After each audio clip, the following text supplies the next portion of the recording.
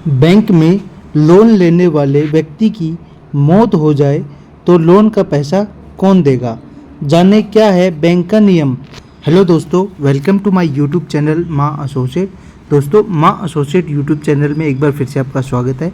आज की वीडियो में हम जानेंगे कि अगर आप बैंक से लोन ले लेते हो और जिस व्यक्ति ने लोन लिया उसकी डेथ हो जाती है किसी भी कारण से, तो उसका पैसा जो है कौन वापस देगा, उसका क्या है नियम। जानने के लिए वीडियो के आखिर तक बने रहिए।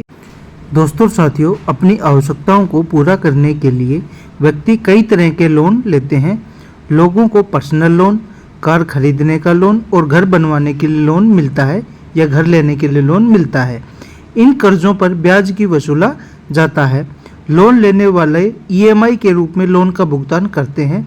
क्या आपको पता है कि लोन लेने वाले व्यक्ति की बकाया भरने से पहले मृत्यु हो जाए तो लोन की लायबिलिटी किस पर पड़ेगी?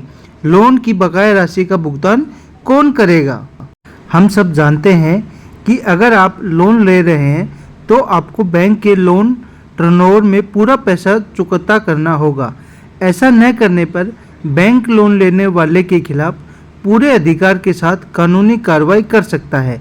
लेकिन क्या आप जानते हैं, अगर लोन लेने वाले व्यक्ति की मृत्यु हो जाती है तो बकाया भरने से पहले क्या हो जाएगा?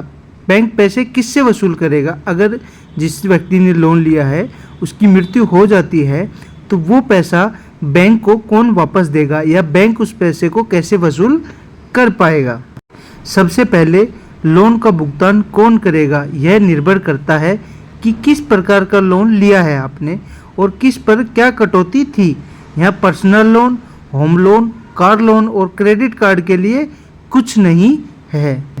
दोस्तों साथियों, अगर होम लोन ले रखा है तो क्या अपडेट होगी? होम लोन लेने वाले व्यक्ति की मौत होने पर उसके उत्तराधिकारी को लोन का बचा हुआ पैसा चुकाना होगा। अगर वह लोन चुकाने में असमर्थ है तो बैंक संपत्ति को नीलाम करके अपना कर्जा वसूल कर सकते हैं। हालांकि होम लोन पर बीमा करवाया गया है तो बीमा कंपनी लोन की राशि वसूलेगी। अगर टर्म इंश्योरेंस लिया है तो क्लेम अमाउंट नॉमिनी के अकाउंट में डाल दिया जाता है और कानूनी कार्रवाई पूरी होती है। कानूनी उत्तराधिकारी को सिर्फ बकाया रकम से भुगतान करने का अधिकार है। यदि ऋण स्थानीय रूप से लिया गया है तो ऋण के फिर से भुगतान की जिम्मेदारी उसके ऊपर पड़ती है। अब बात करते हैं कार ऋण, व्यक्तिगत ऋण और क्रेडिट कार्ड की स्थिति में। कार लोन लेने के मामले में बैंक परिवार के सदस्यों से संपर्क करे। बारोअर का कानूनी अधिकार कार रखकर बकाया चुका सकता है अगर वह इसे रखना चाहता है और बकाया चुकाने को तैयार है। अगर ऐसा नहीं है तो बैंक गाड़ी जब्त करके उसे बेचकर बकाया निकाल सकते हैं।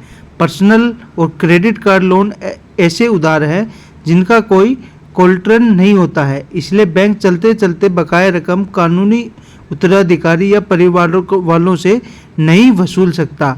हालांकि कई बार बारोअर ऐसे चुका सकता है। यदि ऐसा नहीं होता है तो बैंक को उसे एनपीए यानी नॉन परफॉर्मिंग एसेट में घोषित कर दिया जाता है। यानी अगर आपने कार वगैरह का लोन लिया हुआ है तो वो आपकी गाड़ी बेच के जो पैसा वसूल कर सकते हैं। लेकिन अगर आपने पर्सनल लोन या क्रेडिट कार्ड से लोन लिया हुआ है तो उस केस में वो किसी भी फैमिली या किसी भी पर्सन को कुछ भी नहीं कह सकते हैं, क्योंकि पर्सनल लोन जो दिया जाता है वो पर्सनल व्यक्ति की जो है इंडिविजुअल व्यक्ति की जो इनकम को देखते दिया जाता है।